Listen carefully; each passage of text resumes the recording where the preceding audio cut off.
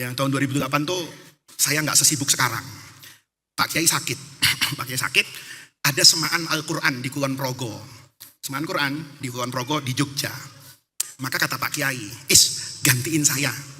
Karena orang itu ngundang saya dengan ngundang Kiai Zaidun MZ. Dua-duanya nggak bisa datang, panitianya itu nggak mau, harus ada yang datang. Sudah kamu aja, berangkat saya. Berangkat ke Jogja, selesai dari ceramah, saya mau balik pagi-pagi ke Jakarta. Dulu masih ada penerbangan Garuda dari bandara Jogja itu jam 5 pagi. Maka saya bilang sama panitianya, nanti saya jam 5 pagi ke bandara ya. Ini dari sini kira-kira berapa jam? Agak di kampung kan? 2 jam Gus. Oh kalau 2 jam, Gus Faiz istirahatnya. Oh jangan kata saya. Saya kalau istirahat nanti gak bangun kata saya. Mendingan kita jalan-jalan aja keliling Jogja. Nanti kita buang-buang waktu menjelang subuh antar saya ke bandara. Saya mau ganti baju, saya mau sholat, mau berangkat dari situ. Ya Gus katanya. Muter saya itu dari Kulon Progo itu sampai ke Jogja. Di satu pertigaan malam itu hujan, tapi nggak deras, tapi yang nggak gerimis, hujan basah kalau keluar itu. Ada bakmi Jawa, bakmi godok itu di pinggir jalan itu. Saya bilang, wah saya lapar. Saya kalau di pengajian tuh harus jaga image, makan nggak boleh banyak-banyak gitu. Karena nggak pantas masa Sohibul Hikam makannya nambah ya. Harus saya itu kalau di pengajian tuh bukan mengurusi saya, menghargai hikam. Kan jadi jelek, terdegradasi kitab hikam. Masya Allah, yang ngajar makannya 3 piring ini nggak beres ini. Bubar jamaah saya nanti itu. Maka saya nggak makan banyak. Tapi saya lapar malam itu gitu. Karena ada bakmi Jawa godok itu. Saya bilang sama panitianya, berhenti di sini, ayo kita makan. Saya itu orang yang suka makan sambil ngobrol. Saya tidak pernah membeli makanan tuh karena rasanya. Tapi saya beli makan tuh karena suasananya. Saya tuh suka naik angkutan umum. Itu karena saya bisa berbicara dengan banyak orang. Maka santri Darrohman tuh hafal. Dulu taksi itu, kalau sudah ada bluebird di depan, pasti boleh masuk ke Darrohman. Kenapa? Yang pesen Al-Mukarram ini pasti kan gitu kan. Karena saya suka naik taksi. Ngobrol gitu, enak betul. Karena kadang-kadang kita tuh dapat ilmu dari orang yang tidak pernah kita persepsikan dia sebagai guru. Tapi kadang-kadang manusia itu kita ketemu dengan orang apapun tuh bisa jadi guru. Kadang-kadang tempat manapun itu bisa jadi pesantren loh. Saya berhenti di bakmi Jawa itu, orangnya udah agak tua. Ya, lagi bengong aja, hujan-hujan siapa yang mau mampir di situ kan? Saya bilang, Pak D katanya ya, pakai bahasa pura-pura orang Jawa. Ya, padahal ini kan Jawa KW 5 gitu. Pak D, tumbas mie, nggih. Padahal saya cuma bisa sampai situ doang, ya kan? Mie nggih, mie Jawa Mas. Ya, dia sibuk lah. Karena saya kan ada panitianya, ada 4 orang kan yang nemani saya. Jadi dia bikin mie, sibuk. Tengah-tengah dia bikin mie itu, saya baca tulisan di gerobaknya itu. Indah dalam bahasa Jawa itu. Nerimo ing pandum Gusti Allah niku ora sare. Wah ini Imam Ghazali dagang mie sebetulnya nih ya. Kalau kita ini kan penjahat jadi kiai gitu. Kalau beliau ini ya lah iya. Ini kita kadang-kadang menerima amplop tuh jadi ustadz kadang-kadang kecewa. Kok tipis ya? Ini kan begitu kan, kadang-kadang semangat ngaji itu karena DP-nya gede gitu. Lah itu kan bukan kiai, itu taksi itu ya kan. Ini orang nulis nerimo ing pandum Gusti Allah niku ora sare. Saya lihat ini jam 2 malam lebih nih. Saya lihat mie-nya itu yang di gerobaknya itu masih banyak, menunjukkan tidak laku karena tidak ada orang belanja karena hujan kan. Sambil ngomong-ngomong begitu, tapi sambil dia ngeramu mie-nya, ini kan sudah bakar mie, ya masukkan garam tuh nggak kayak ibu-ibu, ditakar banget dia enggak, dia udah bersahabat sama garam. Ini campur semua itu. Anehnya rasanya enak. Coba tangan saya, tahu bakmi itu ya kan, masuk tuh karena saya ini ahli banget, motong daun bawang itu nggak pakai talenan, pakai tangannya gini-gini, anehnya nggak luka gitu. Semua anak ahli, nggak dosa kalau orang ini saya aja ngomong. Ya ini kalau ibarat hafiz Quran, ini hafal 30 juz dengan qiraah asyarah. Ini kenapa? Semua makanan tuh nggak pakai dia lihat, dia masukin aja. Saya takut juga, jangan-jangan yang dia masukin apa kan gitu, ada uang logam 100 kan masuk itu. Begini semua. Saya bilang, ini mie-nya masih banyak ya? Iya Mas, siapa yang mau beli mie hujan-hujan begini katanya. Berarti sedih dong. Ya enggak, kata orang Jawa tuh. Ya enggak toh katanya.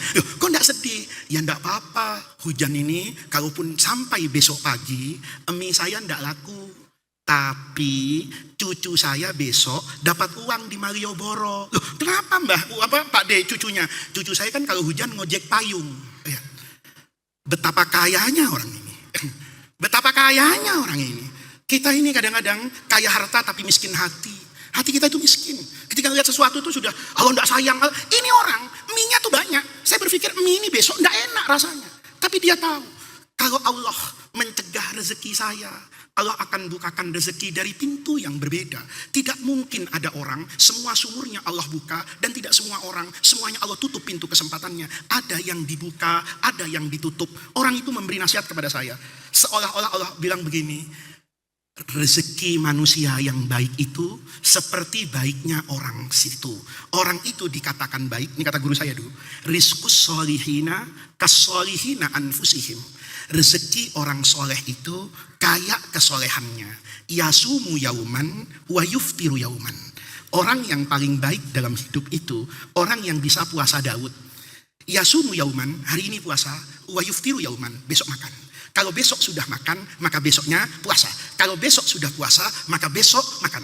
Kalau hari ini Allah tidak memberi saya rezeki, tapi kan Allah anterin rezeki lewat cucu saya. Masya Allah, itu seandainya tidak ada minyak sayurnya, saya cium tangannya. Cuman saya takut batuk, ada ladanya itu tangannya kan begini. Kalau saya masukkan ini, Masya Allah, bisa flu saya nggak masuk lada ke hidung saya. Seandainya tangannya tidak ada ladanya, saya cium mendadak itu. Kenapa?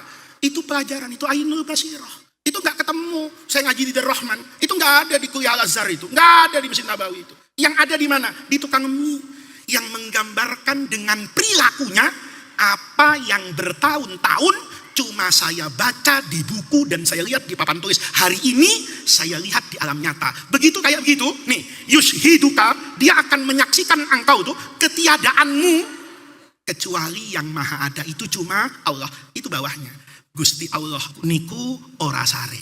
Dia ngomong lagi, Mbah, apa Mbah? Nerimo ing pandum. Nerimo ing pandum itu yang tadi dia bilang.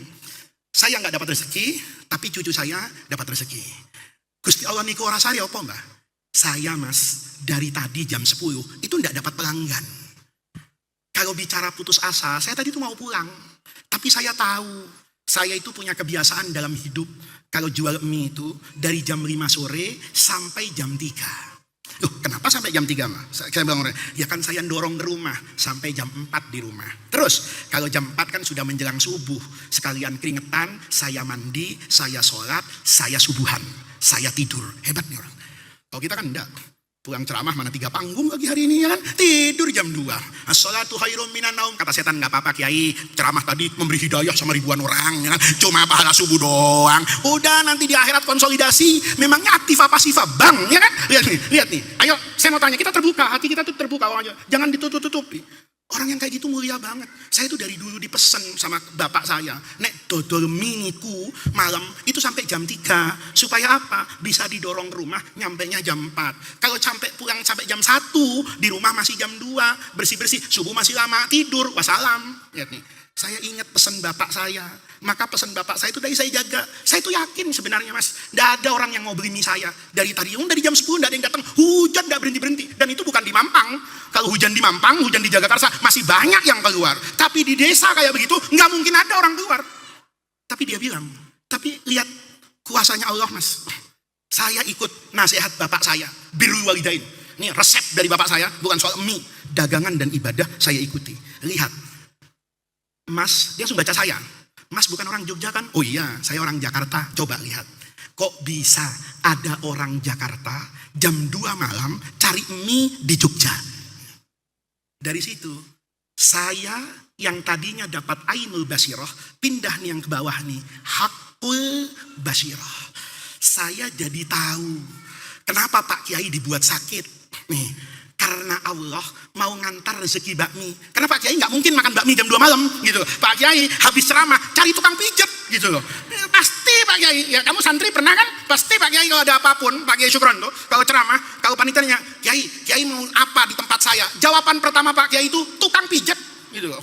Yang kedua sate kambing, yang ketiga durian montong. Itu rahasia saya buka gitu. Tapi jangan dikasih. Pak Kiai sekarang udah sepuh, gulanya ini makan durian montong tiap hari, bunuh Pak Kiai itu bukan berkhidmat itu, ya.